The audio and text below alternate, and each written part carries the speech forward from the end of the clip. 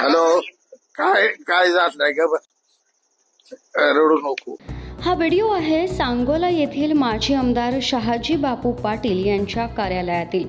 नगर परिषद आणि नगरपंचायत निवडणुकीच्या प्रचाराचा आजचा शेवटचा दिवस असून रात्री 10 वाजताच प्रचाराचा गडगडाट शांत होणार आहे.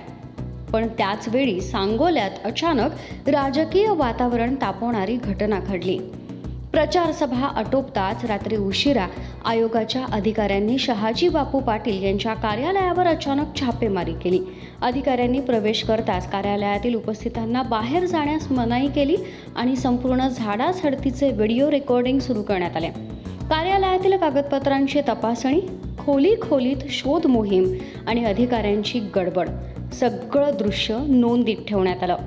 या अचानक कारवाईमुळे सांगोल्यातील राजकीय वर्तुळात अनपेक्षित खळबळ उडाली.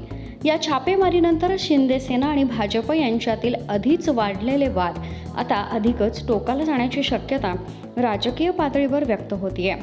मागील काही दिवसांपूर्वी शहाजी बापू पाटील यांनी भाजपवर टीकास्त्र सोडलं होतं. त्या पार्श्वभूमीवर ही छापेमारी केल्याच्या चर्चांना उधाण आलंय. या घटनेवर आता ठाकरे गटाचे नेते अंबादास दानवे यांनी ट्विट करून शहाजी बापूंना टोला दिलाय. त्यांनी लिहिलं, गुवाहाटीला जाताना झाडी डोंगर हॉटेल गोड लागलं. आता भाजप विरुद्ध ब्र शब्द उच्चारला की छाप्यांची मालिका सुरू होते. खाताना ऊस गोड लागला, पण आता तोच ऊस पेकटात बसतो आहे.